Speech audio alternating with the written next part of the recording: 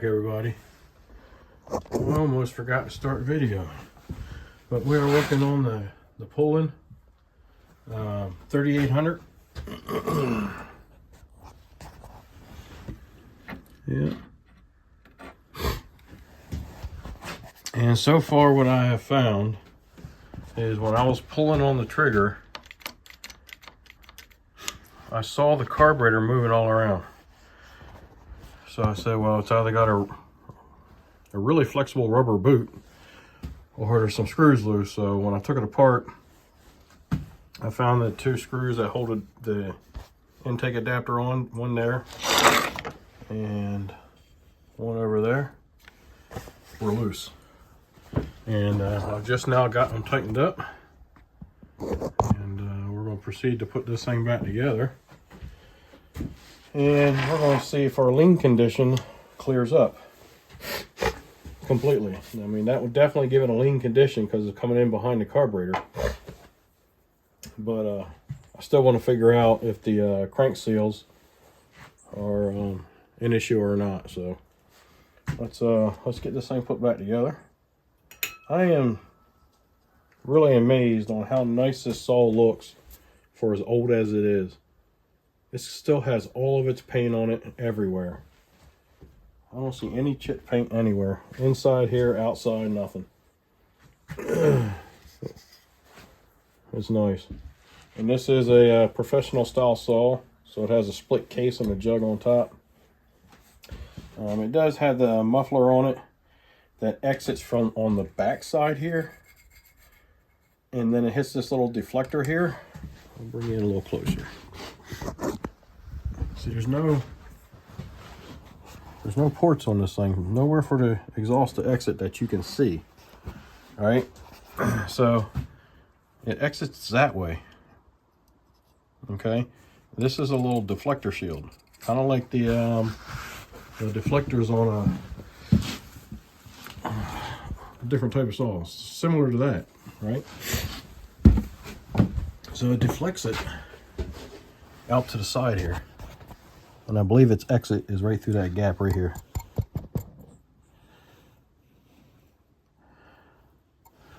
I believe I had another saw like that, and what I ended up doing is I ended up just piping it. And this is loose, so we got to take care of that too.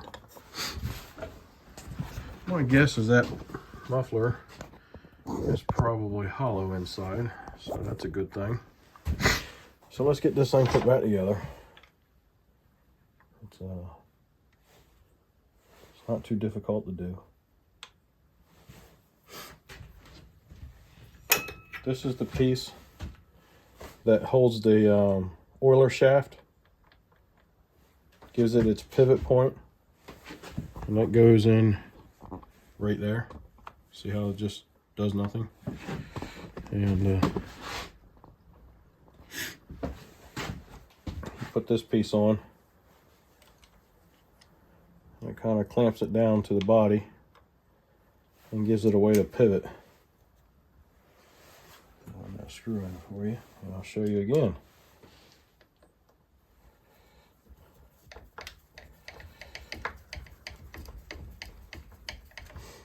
You can tell that this is an old saw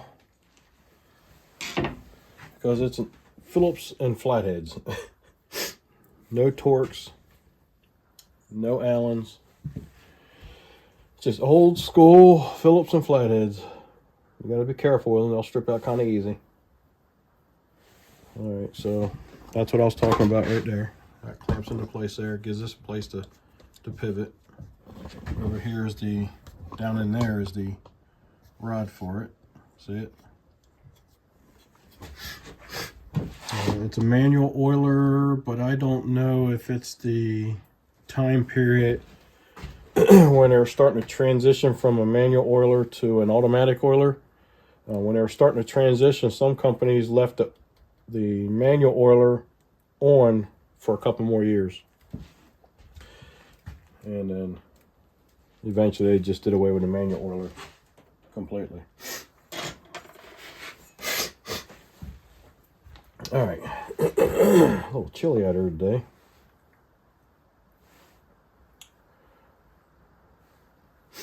Not as bad as it was yesterday. Alright, there. This little rod here, that's for your choke. Your choke handle's right there. And right in the side of that choke handle, right there, is just a hole. And you just take and stab that rod there. This rod here, right through that hole.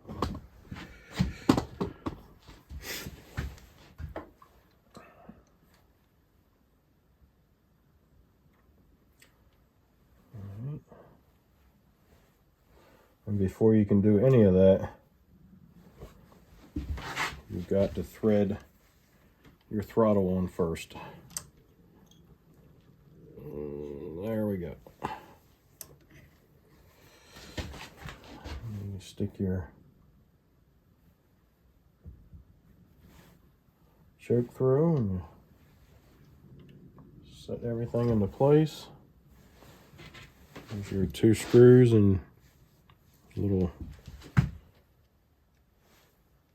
air filter type adapter.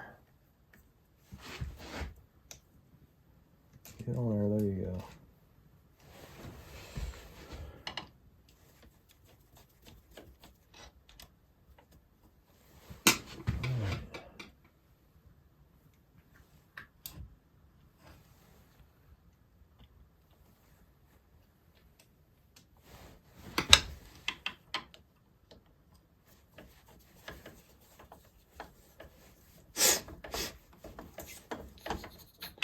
Everything, I won't say everything, but some of this stuff is a snug fit.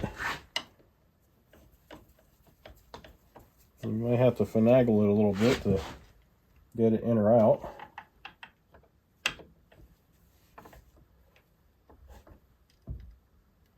Be careful with this stuff because that's just plastic.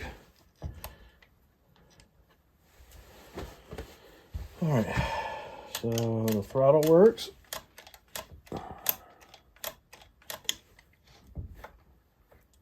Choke works. Oh, it's full throttle, we're good. Kind of had to fish this up out of here a little bit too. I had to pull the boot off just to get it out of there completely. It didn't want to come out earlier. Now they want to come out.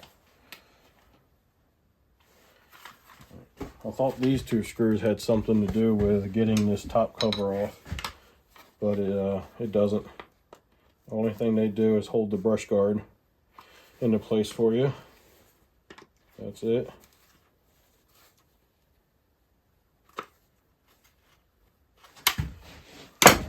So basically on this, I had to search around for the other screws because the only screw I saw was this one up here. That's the only one I saw, is that one. And that goes right there. And I was looking around and this thing was just still pretty solid on top of the saw, so I got looking down and I wondered what these holes were for, and I looked down in there and that's where the other 2 screws were. They're hidden in there.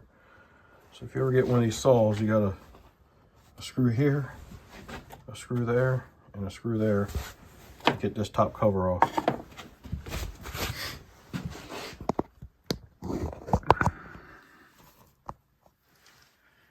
Alright,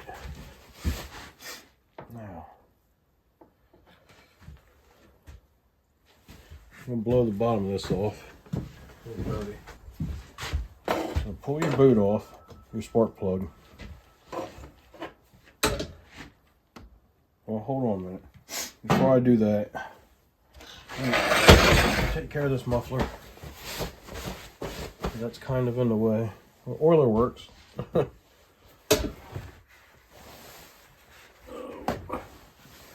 Yeah, the oiler works. Alright. Takes a 3/8 to get the muffler off.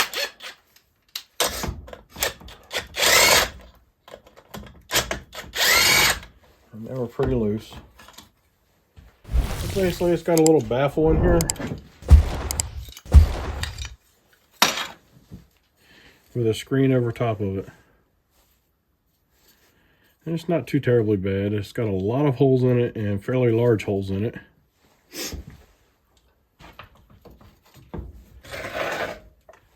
Man, that piston looks pretty. There ain't no way this thing's got a whole lot of hours on it. It probably sat more than it got used. Transfers look good. Cylinder looks good. Man, that thing's awesome. Yeah. So I can show you right here.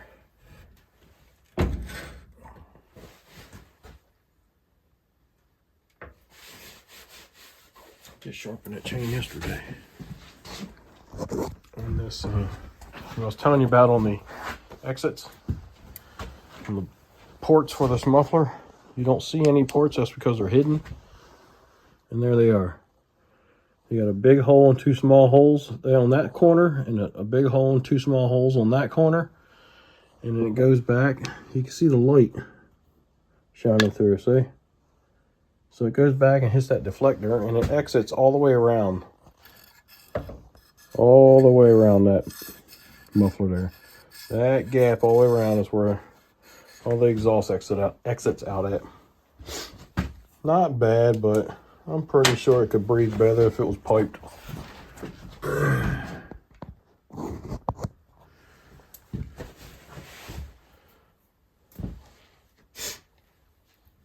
Alright, so that's all we got. Everything looks good in there. Just need to snug these bolts up.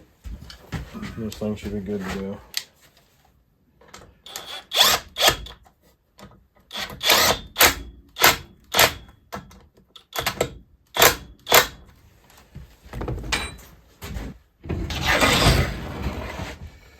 And put this top cover back on. It was easier. Easier for me to pop the boot off. Kind of gotta fish it through here.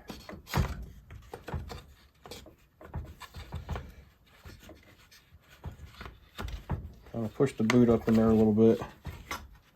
Slide everything back forward. I get past the handle here. Just kind of wiggle. It's like a glove, literally. It fits that snug.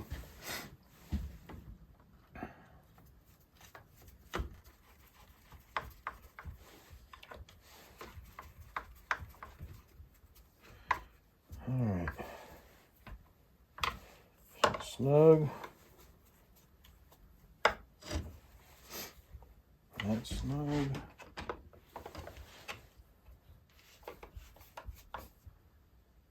That's snug.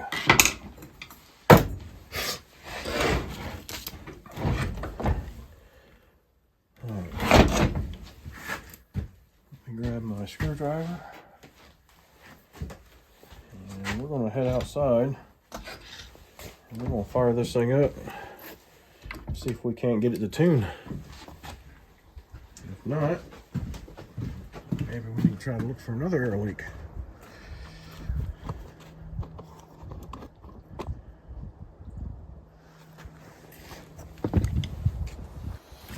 Get her fired up.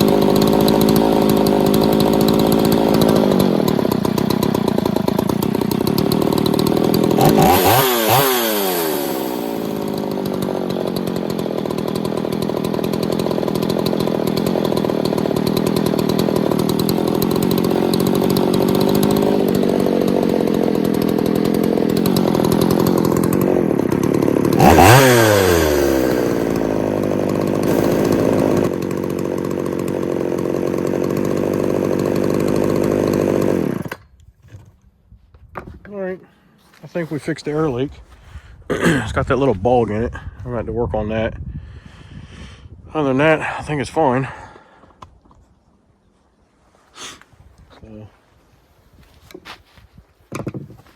So,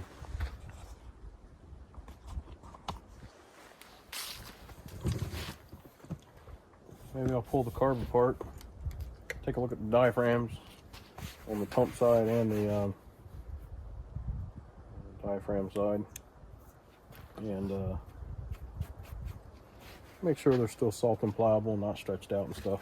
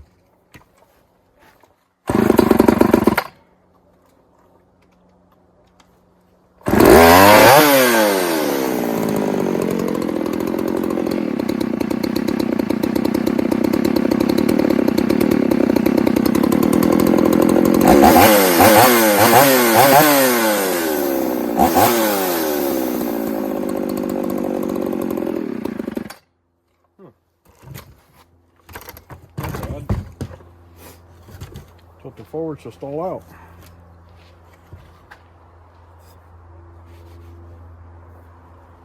Get a little wet around the muffler a little bit.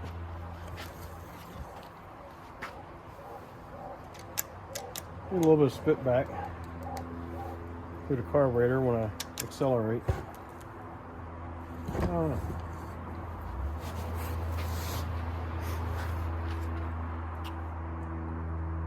I'll let her cool down and start up again. If it acts like I have never tuned it, then I still might have an air leak somewhere else.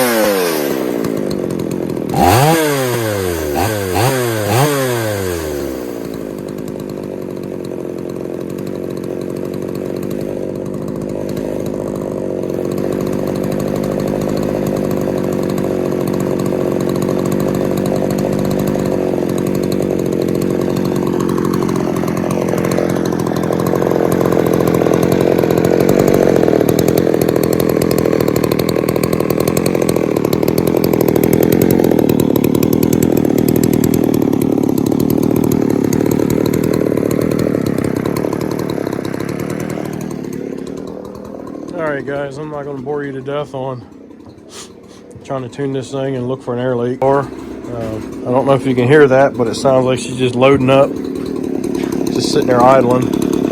So hopefully this was some helpful information for you. Hopefully you enjoyed the information. If so, give me a thumbs up, subscribe, send me some comments, let me know what you think. Be kind and help people when you can.